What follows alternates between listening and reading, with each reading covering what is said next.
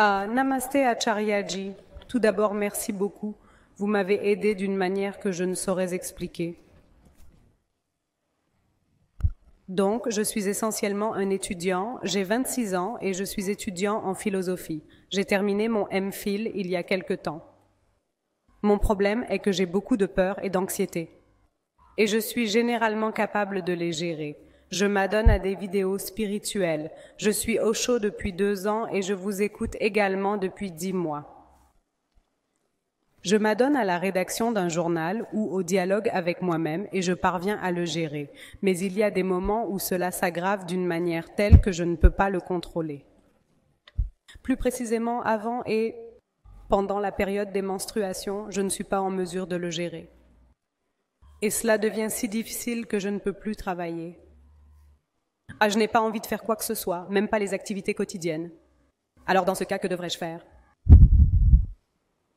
Tu as en quelque sorte ouvert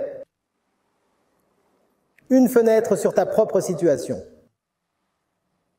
Vous savez que c'est physique, c'est juste que, au moment, période des menstruations, cela devient très visiblement évident que la chose mentale provient d'un lieu physique. À d'autres moments, l'origine physique reste cachée. On est alors amené à croire que les pensées, les sentiments, les peurs et les angoisses ne sont que le fait de l'esprit. En réalité, ils ne sont jamais le fait de l'esprit. La raison en est très simple. L'esprit est 2 choses à la fois. Le corps et le moi pur. On pourrait l'appeler la vérité ou l'atma. L'esprit est un sandwich.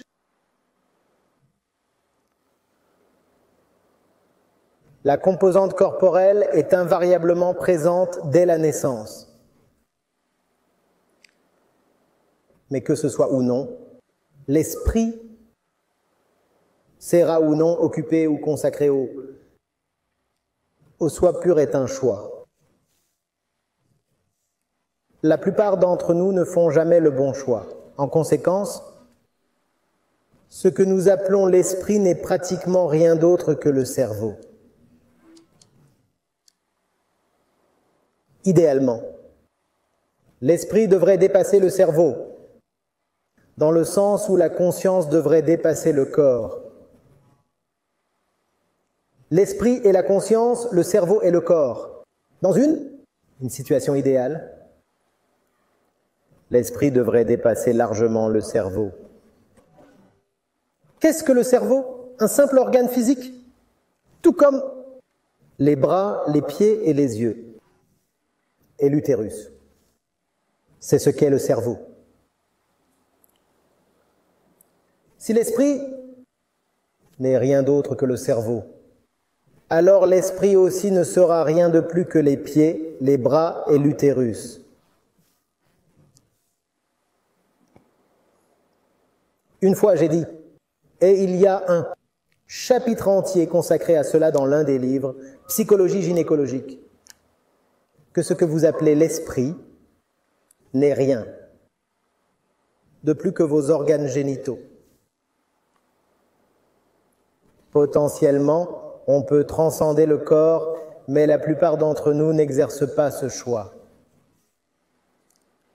Alors, que sont nos sentiments ? Nos sentiments ne sont que des hormones.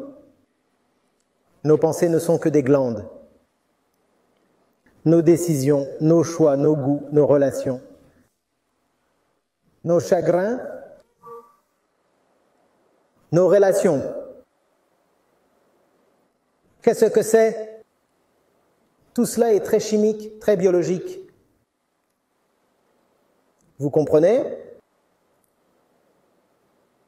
Et c'est ce qu'il faut réaliser.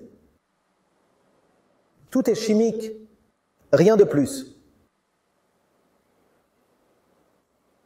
Ce sont des produits chimiques, des polymères en mouvement. Qu'est-ce que j'y ai à voir ? C'est tellement chimique, c'est prévisible. Si quelque chose est prévisible, c'est conscient ou mécanique. Et qu'est-ce qui est mécanique? Cela doit être laissé à sa propre mécanique. Pourquoi devez-vous vous inquiéter autant? Pourquoi devez-vous vous inquiéter? Pourquoi devez-vous considérer qu'il vous arrive quelque chose d'extraordinaire? Ce n'est pas quelque chose qui vous arrive, c'est une chose du corps. Et laissez-le rester dans le corps. Laissez l'esprit tranquille. L'esprit doit être libre et non touché par les caprices du corps. Et le corps peut faire n'importe quoi. Le corps féminin fait beaucoup de choses. Le corps de l'homme aussi fait quelque chose. Pourquoi le laisser devenir trop lourd pour vous? Vous savez très bien que la période du mois approche et vous savez à l'avance ce qui va arriver à l'esprit. Et puisque vous savez que vous êtes libre, vous êtes déjà libre. Vous êtes déjà libre. C'est comme régler une alarme. L'alarme a été réglée, l'alarme va sonner. Vous n'êtes pas l'alarme. Qu'est-ce que ça fait d'être appelé l'alarme? Non. Hilariant, non. Qui suis-je? L'alarme. Et l'alarme a été réglée à, disons, 6 heures du matin. Elle se met à sonner. Le corps commence à sonner. C'est ainsi que Prakritima l'a conçu. Cela commence à sonner un jour particulier du mois et ensuite ça continue de sonner. C'est ainsi que l'évolution a fait les choses. Que pouvez-vous y faire? Ce n'est pas vous qui avez évolué. Vous êtes celui qui est, était et sera toujours parfait. Et la perfection n'a aucun rapport avec l'évolution. Vous êtes si parfait que vous êtes au-delà du courant du temps dans lequel toute l'évolution a lieu. Alors qu'avez-vous à voir avec les choses qui sont évolutives comme le corps? Laissez-le être là, laissez-le être là, laissez-le être là. C'est en train de se produire. Mais cela ne vous arrive pas, c'est juste en train de se produire. Il y a quelqu'un qui ressent la douleur, quelqu'un qui ressent l'anxiété, quelqu'un ressent cela. Et plus intimement et clairement, vous continuez à réaliser. C'est chimique, c'est corporel, c'est évolutif, ce n'est pas moi. Plus vous constaterez que les choses n'ont pas changé, mais que leur relation avec vous a définitivement changé. C'est une relation qui compte. Ce n'est pas que votre connaissance de la nature mécanique du corps changera les choses physiquement. Mais votre relation avec le corps changera et c'est tout ce qui compte. Vous comprenez? Le corps doit mourir un jour, il mourra. Ce n'est pas parce que vous êtes auto-réalisé que le corps devient immortel. Non, le corps suivra son propre chemin. Vous ne suivrez pas le chemin du corps. N'est-ce pas agréable? Il suffit de réaliser que cela ne m'arrive pas à moi. Ce n'est pas personnel. Ce n'est pas personnel. Cela ne m'arrive pas. Je ne suis pas un corps. Je ne suis pas une femme. Quelque chose arrive au corps de la femme, au cerveau de la femme. Je ne suis pas cela. Je ne suis pas cela. Je ne suis pas cela. Qui suis-je alors? Je ne sais pas si je suis le moi pur, mais au moins je suis l'observateur de ce qui se passe. C'est ce que je peux dire avec certitude. Il se passe quelque chose. Je suis l'observateur. Et je suis l'observateur. Je ne peux pas être le phénomène observé. Il faut donc se tenir à une certaine distance des phénomènes observés. Les tendencies primitives continueront à vous ramener au phénomène. Non. Détachez-vous.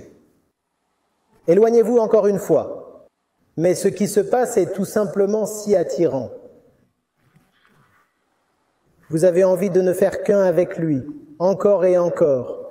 Toutes les 2 minutes, vous devrez donc vous racheter, vous éloigner, vous déchirer.